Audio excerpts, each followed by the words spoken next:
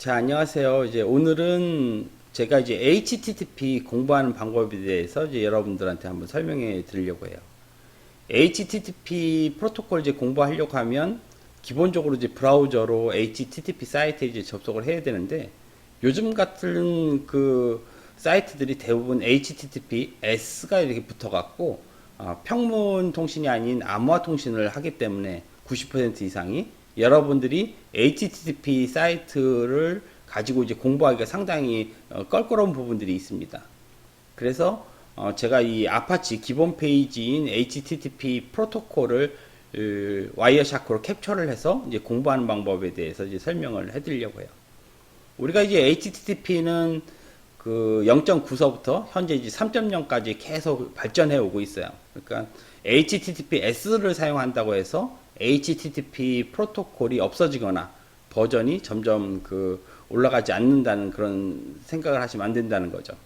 그래서 여러분들이 HTTP 프로토콜 안에 있는 상세 필드들을 이제 정확하게 이해하셔야 이런 부분들을 가지고 나중에 네트워크 프로토콜을 제어한다든가 아니면 웹서버를 관리한다든가 이런 이제 기술들이 이제 만들어지는 겁니다. 그래서 가장 기본적인 HTTP 프로토콜의 구조가 어떻게 생겼는지를 명확하게 와이어샤크로 분석하는 그런 방법이 상당히 필요한 거죠. 자, 지금 이제 화면에 보시게 되면 HTTP 아파치 제가 기본 페이지를 띄워놨어요. 대부분 여러분들이 리눅스를 사용을 하신다고 하면 기본적으로 아파치 그 서비스가 80으로 서비스를 하고 있을 겁니다.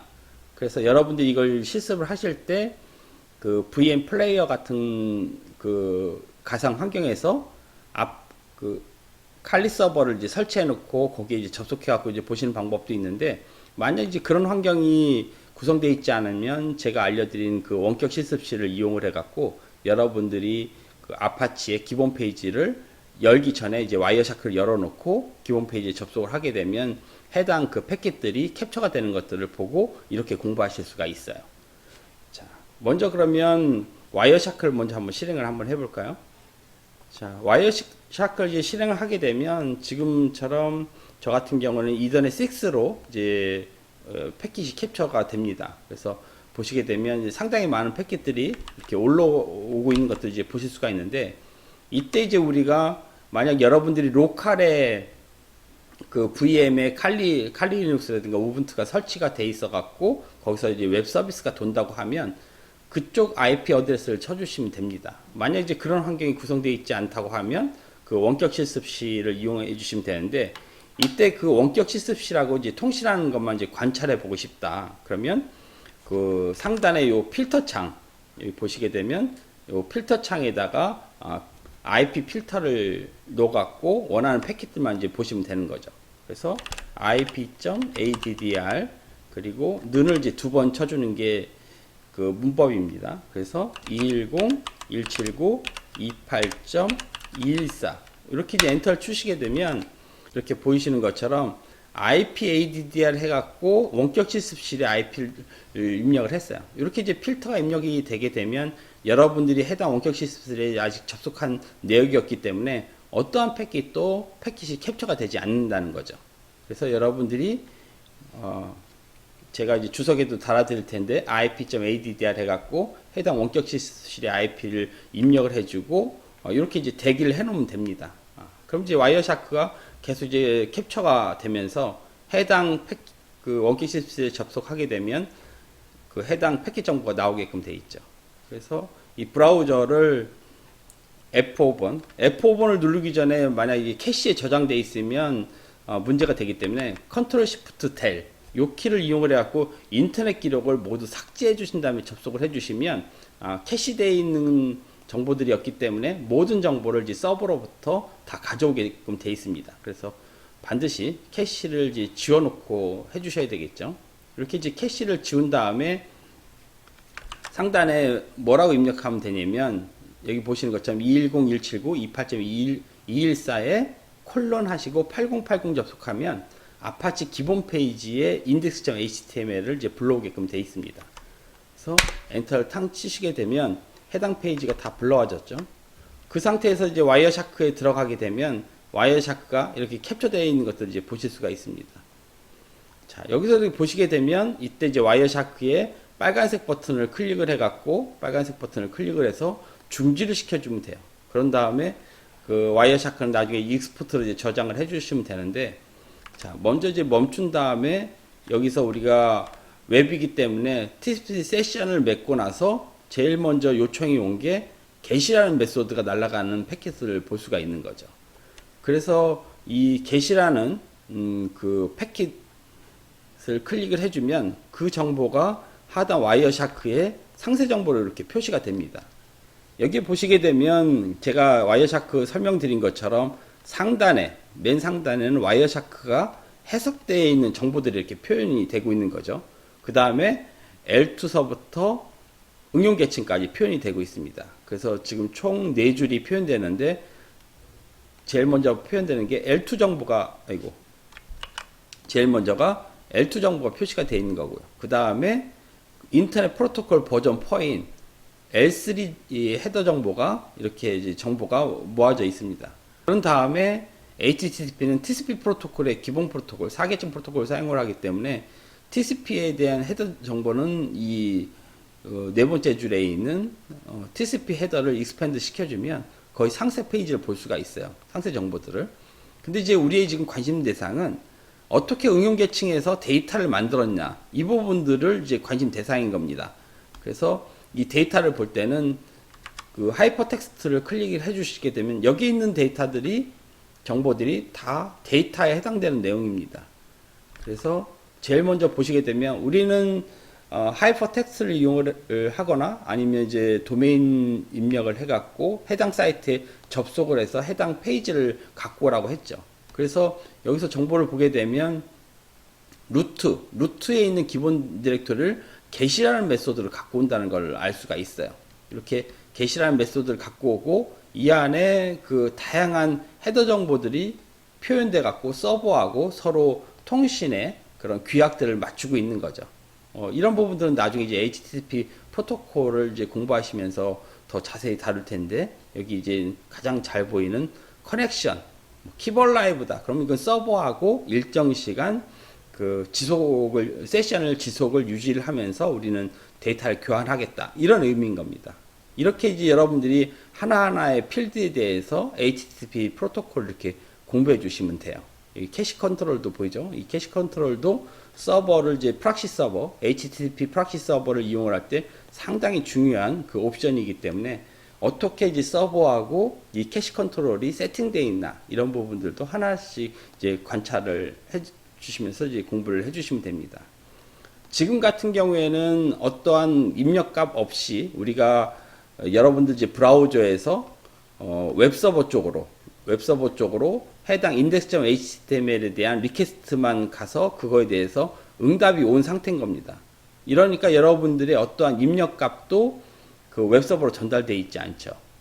근데 우리가 이렇게 이제 get이라는 메소드를 사용하게 되면 그런 형태를 보이는데, 우리가 로그인을 한다든가 아니면 이제 구글 검색창에다가 입력값을 이용을 해갖고 이제 서버 쪽으로 정보를 보낸다 할 때는 지금처럼 해당 그 메소드가 get이라는 메소드가 아니라 post라는 메소드를 이용을 해갖고 여러분들의 아이디나 패스워드 이런 입력값들을 가지고 웹서버에 전달을 하는 경우가 있어요. 그렇게 되면 요 하단에 요 헤더 정보만 표현되어 있는 게 아니라 여기에 데이터 부분들이 기술되어 있는 것들을 여러분들이 관찰해 보실 수가 있습니다.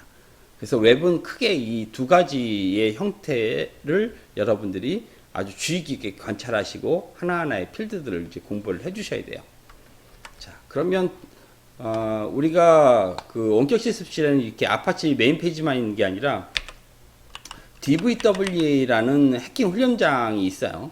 되게 유명한 프로그램인데, 우리는 지금 해킹 훈련장에 가갖고 다양한 이제 해킹 연습을 하려고 하는 게 아니라 이 DVWA 들어가게 되면 여기에 사용자의 입력값을 가지고 로그인하는 부분들이 있습니다. 이렇게 되면 아까의 그 메인 페이지를 요청하는 거하고 이제 다르게 서버한테 요청을 하는 거예요. 지금은 이제 사용자의 어떤 입력값을 갖고 웹서버에 요청을 한다. 이렇게 보시면 되는 거죠. 그럴 경우에는 다시 한번 와이어샤크를 재시작을 해주신 다음에 지금 아무것도 없죠. 여기서 유저네임 이제 디폴트로 제가 어드민 패스워드라는 그 입력값으로 세팅을 해놨습니다. 여기서 로그인을 바로 하게 되면 이렇게 로그인을 허용을 해서 DVWA 메인 페이지가 출력되는 것을 보실 수가 있는데 아마 이제 와이어샤크에 캡처가 되어 있었겠죠. 그런 다음에 우리가 이제 와이어샤크를 다시 멈춰줍니다. 보시게 되면 세션을 맺고 3웨이 핸드쉐이킹, 저 같은 경우는 지금 다양한 실습을 통해 갖고 이제 아웃 오더라는 이제 다양한 에러들이 이제 발생되고 있는데, 얘를 요약해 보면 세션을 맺고 제일 먼저 던지는 거는 화면에 있는 것처럼, 자, 화면에 있는 것처럼 어떤 정보를 제일 먼저 던지냐면 여기에 이제 포스트란 인포 쪽에 패킷 리스트에 보시게 되면 인포에 login.php라는 사이트에다가 메소드가 포스트라는 메소드를 가지고 가는 것들을 여러분들은 관찰의 포인트입니다. 그랬을 때 우리가 조금만 더 이 안에 있는 상세 페이지를 보시게 되면 아까하고 틀린 점이 있어요. 어떤 부분이 이제 가장 틀리냐면 좀 확대해서 이렇게 보게 되면 제일 하단에 보시게 되면 여기 HTML 폼, 이 여러분들이 아까 아이디하고 패스워드를 갖고 간 이 값이 이 부분에 이제 기술이 돼 갖고 이제 전송이 됩니다. 아까 위에 있는 HTTP 헤더는 공통 분모예요. 그렇기 때문에 여러분들이 get이라는 메소드를 쓰거나 아니면 이제 post라는 메소드를 썼을 때 이 헤더 부분들은 이제 동일한 형태를 띠고 있는 거죠. 여기서 보시게 되면 커넥션도 키보드 라이브, 아까 우리가 관찰했던 부분이죠. 그리고 뭐 캐시 컨트롤도 맥세이지로 이렇게 구성되어 있는 것들 이제 동일합니다. 근데 여기에 이제 가장 큰 차이점은 여기에 데이터가 묻는다는 거죠. 그래서 여러분들이 웹을 이용하실 때 두 가지 형태를 제가 보라고 말씀드렸는데, 하나는 get, 해당 페이지에 있는 객체를 갖고 오는 부분, 그리고 지금처럼 여러분들의 입력값을 가지고 서버한테 전달해서 서버에 어떤 그 데이터베이스에 있는 정보를 쿼리를 날려서 해당 정보에 이제 로그인처럼 맞게 되면 이제 로그인 페이지가 나오는 거고, 그런 다음에 뭐 검색어다 그럼 이제 검색어에 맞게끔 그거에 대한 응답값을 주게끔 돼 있어요. 그래서 우리가 이 부분들을 좀 더 데이터 부분들, 지금 이 애플리케이션 데이터인 거죠. 애플리케이션 데이터를 이렇게 보시게 되면 이 안에 지금 말씀드린 것들 유저네임, 패스워드 뭐 이런 정보들이 표현되어 있는 거죠. 제가 아까 이제 이런 부분들이 평문으로 들어가 갖고 이제 관찰을 할 수 있다고 말씀을 드렸는데, 지금처럼 여러분들이 불과 약 한 10여 년 전만 해도 여러분들 HTTP로 다 통신을 하셨어요. 그리고 실제 이 패스워드는 아주 약한 패스워드로 암호화돼서 날아가긴 했지만 쉽게 이걸 복호화할 수 있는 암호에 취약한 그 복호화 키로 이제 암호화가 됐었는데, 불과 한 10년 전만 해도 그만큼 굉장히 취약한 정보가 인터넷상에서 여러분들의 계정 정보가 노출이 되어 있다는 것들도 여러분들이 보실 수가 있어요. 이렇게 이제 여러분들이 HTTP를 공부하실 때 와이어샤크로 지금 두 가지 형태로 원격 실습실을 이용을 해갖고 두 가지 형태를 다 익스포트로 저장을 하셔갖고 게시일 경우 그리고 포스트일 경우 이 두 가지 형태를 가지고 웹을 이제 공부하시면 됩니다. 그래서 오늘은 이 공부하는 방법에 대해서만 이제 말씀을 드리고, 나중에 여러분들이 요 하나하나의 필드가 어떤 속성들이 다 있는지 정확하게 이해하는 게 상당히 중요합니다. 그래갖고 이 프로토콜에 대한 특성들을 정확하게 이해해 주셔야 만약 이게 이제 악의적인 형태로 판정이 날 경우에는 그 해당 패턴만 추출을 해갖고 스노트 정책으로 보안 정책을 수립을 해서 제어할 수 있는 힘이 생기는 거죠. 이렇게 이제 공부를 해주시면 좋을 것 같습니다. 오늘은 HTTP 공부하는 방법에 대해서만 이제 알아봤습니다. 오늘 여기까지만 하겠습니다.